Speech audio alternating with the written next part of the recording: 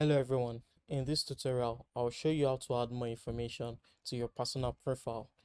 Alright, when you click on your particular school, in this case Adeleke University, and I go to my particular department, and I'm going to go to my profile. So for this example, I'm going to use Akim Nafisat as well.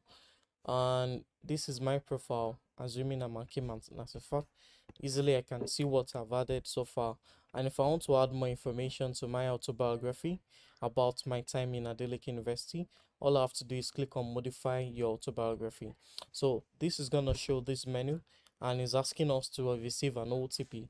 So when I click on send OTP, an OTP will be easily sent to this person's number, but I'm not going to do that because this is not my phone number.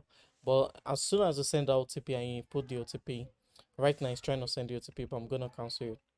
As soon as you send the OTP and you receive the OTP and you input the OTP and it's a success, a new menu is gonna pop up and you can easily add more information to your autobiography, and that's how you do it.